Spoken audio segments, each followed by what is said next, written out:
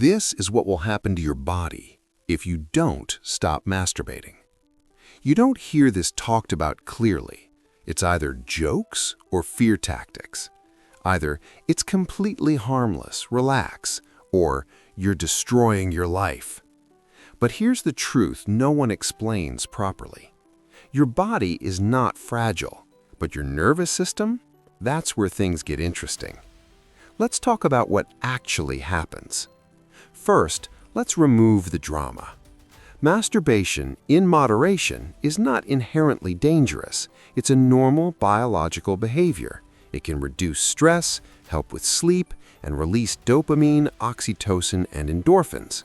From a physiological standpoint, your body is built to handle sexual release. So the issue isn't the act.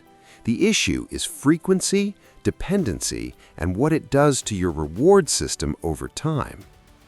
Because this isn't really about your body, it's about your brain. Your brain runs on dopamine. Dopamine is not the pleasure chemical, it's the motivation chemical. It's what drives you to pursue things, goals, relationships, achievement, novelty. Every time you masturbate, especially if it's paired with high stimulation content, your brain receives a powerful dopamine spike. And your brain is very efficient. When you flood it repeatedly, it adapts. Receptors become less sensitive. Baseline dopamine levels shift. What used to feel exciting becomes normal. What used to feel motivating becomes flat. This is called desensitization. And here's what that can look like in real life. Less motivation, brain fog, reduced focus, lower drive toward real-world goals, decreased interest in real intimacy. Not because you're weak, but because your brain prefers the path of least resistance. Why chase difficult goals when a reward is instantly available? Now let's talk about your stress system. When masturbation becomes compulsive, it's often not about pleasure, it's about regulation. Bored, anxious, lonely, overwhelmed? Your brain learns, this works, this soothes me. Over time, your nervous system begins outsourcing emotional regulation to that behavior. And that's where the subtle damage happens. You stop building resilience. You stop sitting with discomfort. You train your body to escape rather than integrate stress. And eventually, you may notice something strange. You don't feel worse physically. You feel disconnected, less present, less sharp, less alive. Not because masturbation is evil, but because over-reliance narrows your coping toolkit. There's also the hormonal conversation. Frequent ejaculation temporarily lowers testosterone levels, though they usually stabilize. However, chronic overstimulation, especially with high novelty, can alter how your brain responds to sexual cues. Some men report difficulty with arousal in real-life situations, not because their body is broken, but because their brain has calibrated itself to a higher stimulation threshold. Your body adapts to what you repeatedly expose it to, always.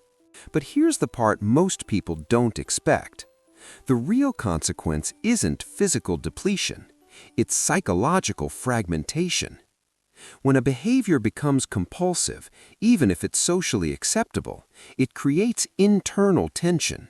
You promise you'll stop, you don't. You justify it, you repeat it.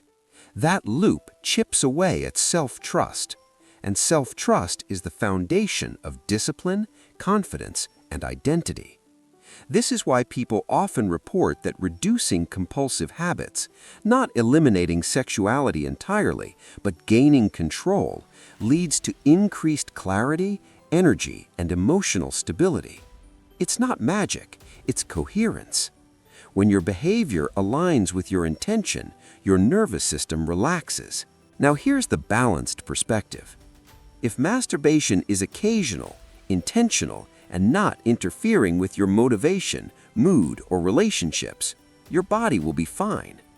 But if it's multiple times a day, paired with escalating stimulation, used to numb uncomfortable emotions, or replacing effort, connection, or purpose, then the effects compound. Slowly, quietly. You won't collapse, you'll just plateau. And for someone interested in growth, plateau feels worse than pain. So what happens to your body if you don't stop? It adapts. Your dopamine baseline shifts, your stress tolerance weakens, your drive reallocates, your threshold for stimulation rises, and you may wake up one day wondering why nothing feels as exciting as it used to. The body always learns the pattern you repeat. The question isn't, is this bad? The question is this serving who I'm trying to become? Because self-improvement isn't about shame, it's about leverage. Are you training your nervous system to chase immediate relief or to build long-term reward? That's the real conversation. If this resonated, subscribe for more. And if you want to support the channel, just hit the subscribe button.